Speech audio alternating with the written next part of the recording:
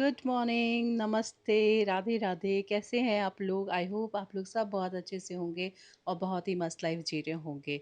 तो यहाँ अभी टाइम हो गया है 11 सवा 11 बज रहे हैं। मैं जस्ट अभी सियाटिया को छोड़ के वापस आई हूँ। और वो स्कूल जाते जाते भी घर इतना फैला जाती है ना कि आके पहले मुझे इसे समेटना पड़ता है। तो ये सारे टॉयज़ वो फैला के चली गई थी, तो इनको मैं अभी उठा के रख दूँगी। सब सोफ़ा वगैरह सब बिगाड़ के जाती हैं वो, तो पहले पूरा घर अच्छे से अरेंज करूँगी।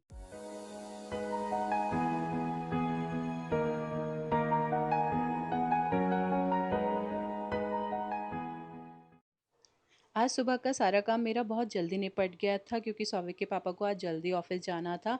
तो सफाई वगैरह सब हो गई थी, बस ये थोड़ा-सा बेटी ही घर फैला के गई हैं, तो उन्हें अरेंज कर दूँगी मैं चीज़ों को। और कपड़े मेरे सुबह ही धुल गए थे, तो उन्हें सुखाने के लिए मैं आई थी, लेकिन जैसे ही मैंने बाहर देखा ना, तो इतनी तेज़ बारिश आ रही थी। मैं अभी आपको दिखाती हूँ। देखिए कितनी तेज़ बारिश आ रही है, बहुत ही तेज़ बारिश थी। इसका अंदाज़ा आप ऐसे लगा सकते हैं कि सामने वाला माउंटेन दिख ही नहीं रहा है। तो मैंने कपड़े उठा के अंदर रख दिए थे। अब मैं इनको जब बारिश रुक जाएगी तब सुखाऊँगी और तब तक के लिए अंदर रख दूँगी। लेकिन आज मुझे एक बहुत ही इम्पोर्टेंट काम अपना करना था, वो है इस शू रैक का ऑर्गनाइज़ेशन। इस शू रैक को मैंने अच्छे से ऑर्गनाइज़ करना था क्योंकि बहुत दिन हो गए हैं ये शू रैक ऑर्गनाइज़ हुई ही नहीं है, बस शूज़ आ जाते हैं, ऐसे ही रख जाते हैं, कोई भी सही से नहीं लगाता है। तो मैंने आज सोचा कि जल्दी से सारे काम निपट ही गए हैं, तो क्यों ना इस शू रैक को भी अच्छे से ऑर्गनाइज़ कर लेते हैं। देखिए इसका क्या हाल हुआ हुआ है, किसके जूते कहाँ रखे हैं, कुछ पता ही नहीं है। सब कुछ ऐसे ही अस्त-व्यस्त होके पड़ा हुआ है। तो बच्चे जिस घर में होते हैं ना, उस घर में ये प्रॉब्लम होती ही है कि सारे जूते ना मिक्स हो जाते हैं, ना अपने पता चलते, ना बच्चों के पता चलते, सब एक जगह ही इकट्ठे हो जाते हैं। तो यहाँ पे सबसे पहले मैं सारे शूज़ निकाल के ना यहाँ कारपेट पे रख दूँगी, जिससे कि मुझे पता चले कि किसके कौन से शूज़ हैं, मैं अलग-अलग सेग्रीगेट कर सकूँ।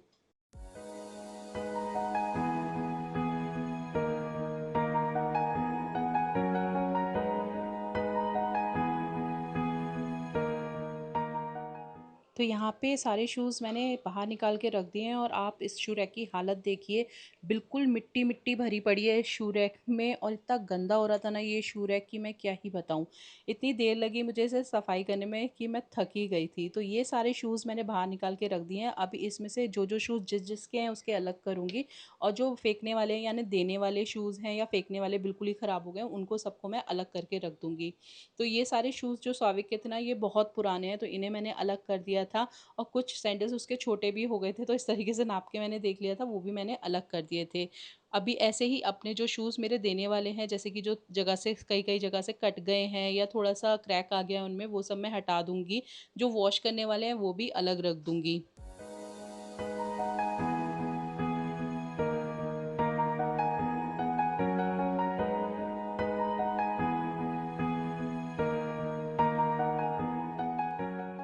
तो यहाँ पे मैंने सारे जूते अलग-अलग करके रख दिए हैं। जो जूते मैंने गार्ड या कूड़े वाले को देने हैं वो अलग कर दिए हैं। सौविक के जूते, सौविक के पापा के जूते, मेरे सैंडल्स वो सब अलग-अलग करके मैंने रख दिए हैं। अब मैं ये कैबिनेट साफ़ करूँगी जिसके लिए मैं urban wipe kitchen cleaner use कर रही हूँ।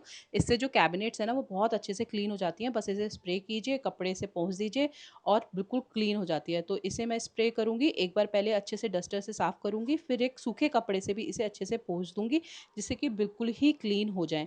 और बहुत ही कम टाइम लगता है अर्बन वाइप क्लीनर से साफ़ करने में, बहुत ही ईज़िली क्लीन हो जाती है। मैं कोई भी अपना फर्नीचर होता है उसे इसी से साफ़ करती हूँ, प्लस मेरी किचन भी मैं इसी से साफ़ करती हूँ और एकदम थोड़ी ही देर में बिल्कुल शाइन आ जाती है। देखिए कितने अच्छे से पूरी साफ़ हो गई है। अब मैं दूसरे साइड की कैबिनेट भी इसी तरीके से साफ़ कर लूँगी।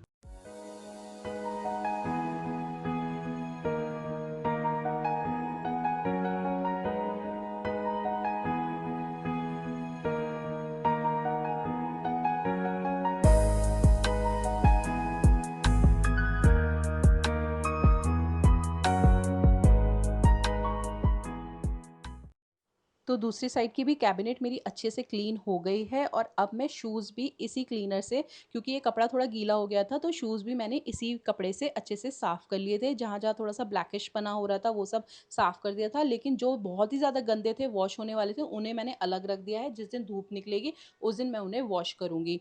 तो कुछ स्नीकर्स थे जो गंदे हो रहे थे, उन्हें मैंने अलग उठा के रख दिया था। तो यहाँ मैं सौविक के पापा के शूज़, अपने शूज़ जो भी हल्के से गंदे हो रहे थे ना, वो से इसी कपड़े से मैं पोंछ लूँगी। जिससे कि दोबारा से कोई डर्ट या कुछ भी गंदगी इन शूज़ों पे लग रही होगी ना, वो दोबारा से कैबिनेट में नहीं जाएगी और कैबिनेट गंदी भी नहीं होगी।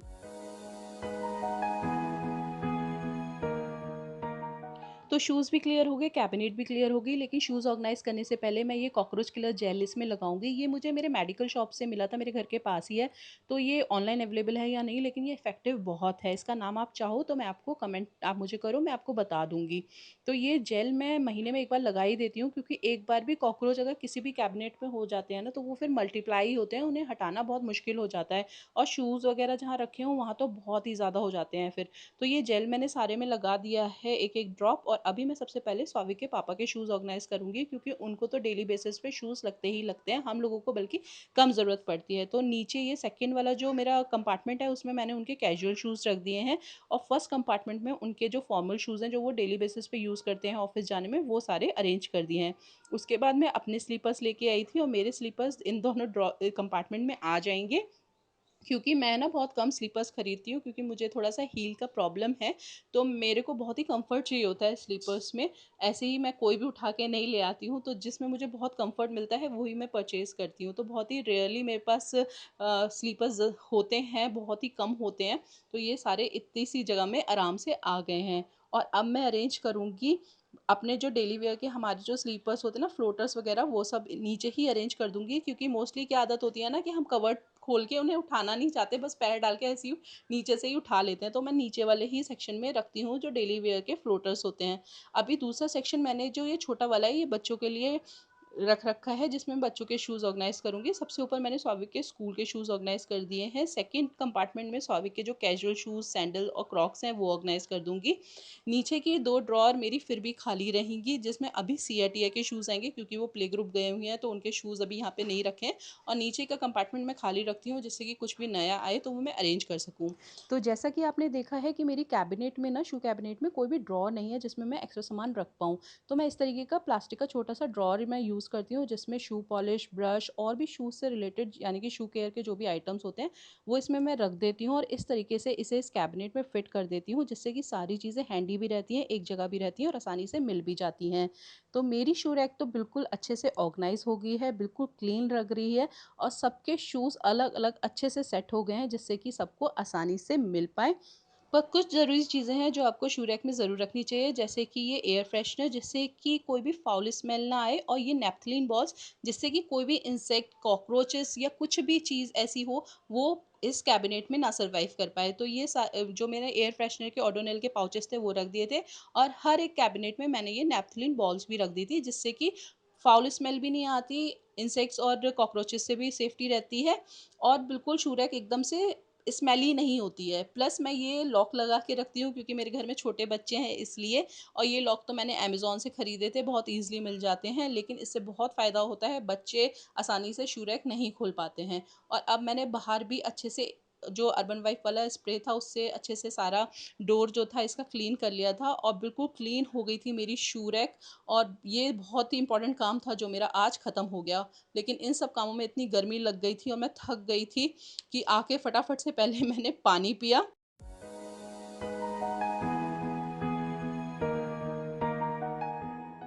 हेलो फ्रेंड्स, तो अब मेरी शू रैक तो फाइनली अरेंज हो गई है। काफ़ी दिनों से वो काम मेरा टल रहा था, लेकिन आज मैंने फाइनली अरेंज कर दी है। और इतनी गर्मी लग रही थी ना उधर की साइड, क्योंकि उधर एक तो फैन भी नहीं है, लाइट जल रही होती है तो और गर्म हो जाता है। ऊपर से वहाँ पे एसी का भी जो ठंडक होती है ना, वो वहाँ नहीं पहुँचती है, तो बहुत ज़्यादा गर्म रहता है वहाँ पे। तो मैं बिल्कुल पसीने पसीने हो गई हूँ इस टाइम। और अभी टाइम करीब 12:30-1 बज रहा होगा। तो मैं लंच में आज वैसे तो करेले की सब्जी बनाई थी मैंने, वो रखी हुई है। बेटा मेरा अभी क्योंकि 3 बजे आता है ना, और उसे 4 बजे फिर ट्यूशन जाना होता है, तो वो लंच है ना प्रॉपर नहीं कर पाता एकदम, उसे टाइम ही नहीं होता, क्योंकि तो वो या शेक, कुछ एक नमक अजवाइन का पराठा, या फिर कभी सैंडविच, ब्रेड टोस्ट, या कुछ भी ऑमलेट ऐसा खा लेता है। तो सब्जी तो मेरी बनी रखी है, तो लंच में तो ऐसा कुछ बनाना नहीं है, बस मैं नमक अजवाइन का आटा लगाऊंगी और पराठे बना लूंगी, मेरा काम चल जाएगा करेले की सब्जी से। बेटा दही से खा लेगा वो पराठे। सीआईटिया गई हुई है प्ले ग्रुप। तो आज का मेरा ब्लॉग यहीं तक था। आई होप आपको मेरा शू ऑर्गेनाइजेशन आइडिया अच्छा लगा होगा। कम बजट में बिल्कुल इजी वे में मैंने ऑर्गेनाइज कर रखा है, कोई भी ज्यादा ऑर्गेनाइजर्स वगैरह यूज नहीं किए हैं, बहुत ही अच्छा सेग्रीगेट करके सारी चीजें उसमें रखी हुई हैं। तो अगर आपको अच्छा लगा हो तो प्लीज मेरी वीडियो को लाइक कीजिएगा, और सब्सक्राइब कीजिएगा मेरे चैनल को, क्योंकि आपका एक लाइक मुझे बहुत मोटिवेट करता है। एक सब्सक्राइबर भी मेरा बढ़ता है ना, तो मुझे इतनी मोटिवेशन मिलती है कि चलो कुछ तो मैं अच्छा कर रही हूँ, शायद किसी को तो कुछ अच्छा लग रहा है। तो प्लीज आपसे रिक्वेस्ट है कि लाइक और सब्सक्राइब जरूर कीजिएगा। मैं मिलूंगी आपसे इसी तरीके की एक और वीडियो में। Till then take care, bye bye, love you all, bye.